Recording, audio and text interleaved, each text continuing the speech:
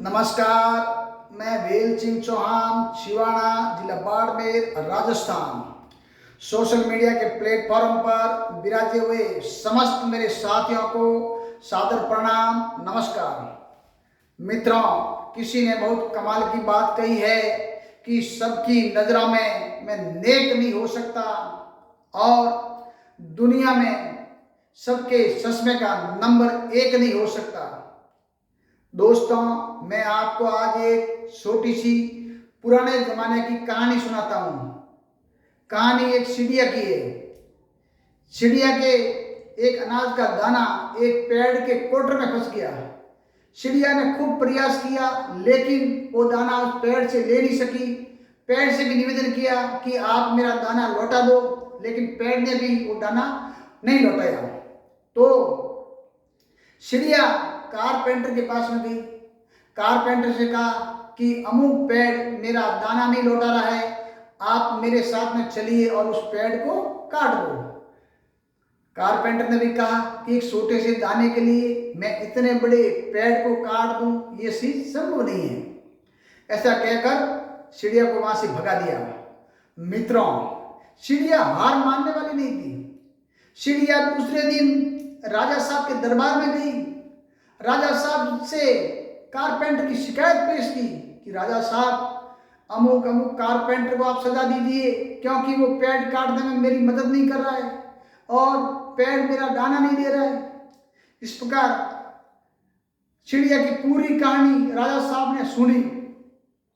राजा साहब को हंसी आ गई कि एक तेरे छोटे से दाने के लिए मैं कारपेंटर को सजा दूं और उस पेड़ को कटवाऊं, ऐसा नहीं होता है। ऐसे कहकर चिड़िया को रवाना कर दिया।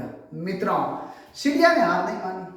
दूसरे दिन वो चिड़िया राजा साहब के महावत के पास में गई। महावत से कहा कि कल राजा साहब जब शहर को निकले, हाथी के ऊपर बैठे, तो आप राजा साहब को गिरा दो। और महावत को भी वो कहानी पूरी उसने सुनाई। तो महावत ने कहा ऐसा नहीं होता है, एक छोटे से दाने के लिए मैं राजा साहब को नहीं गिरा सकता हूं। मित्रों, थोड़ी चिड़िया उदास भी हुई, लेकिन उसने हार तो नहीं मानी। दूसरे दिन वो हाथी के पास में गई। हाथी से कहा कि कल आप महावत को गिरा दो। और महावत को पूरी कहानी सुनाई कि मेरा एक छोटा सा अनाज का दाना है, वो पेड़ के कोटर में फंस गया है और पेड़ मुझे लौटा नहीं रहा है। मैं कारपेंटर के पास में गई, कारपेंटर उस पेड़ को काटने के लिए तैयार नहीं है। जब मैंने कारपेंटर की शिकायत राजा साहब से की, तो राजा साहब उस कारपेंटर को सजा देने के लिए तैयार नहीं है। और जब मैं महावत के पास में गई, तो महावत राजा साहब को गिराने के लिए तैयार नहीं है। ये पूरी कहानी उस हाथी ने सुनी। तो उस हाथी ने कहा, मैं आपके एक छोटे से अनाज के लिए मैं मेरे मालिक को, महावत को कैसे गिरा सकता हूँ? मैं ऐसा काम नहीं कर सकता हूँ। ऐसा कहकर उसको वहां से भेज दिया। मित्रों, फिर भी चिड़िया ने हार नहीं मानी। चिड़िया दूसरे दिन एक चींटी के पास में गई। चींटी से कहा, बहन, मैं बड़े बड़े लोगों से तो मैंने खूब सहायता भी मांगी, प्रयास भी किया, लेकिन मेरी किसी ने सहायता नहीं की। आप मेरी एक छोटी सी सहायता कीजिए। आप हाथी की सूंड में घुस जाइए ताकि हाथी गिर जाए और महावत भी गिर जाए। चिड़िया ने पूरी कहानी सुनी। उसने कहा, एक छोटे से अनाज के दाने के लिए मैं ऐसा काम नहीं कर सकती हूँ। मैं हाथी के सूंड में क्यों घुसूं? मैं कोई पागल थोड़ी हूं।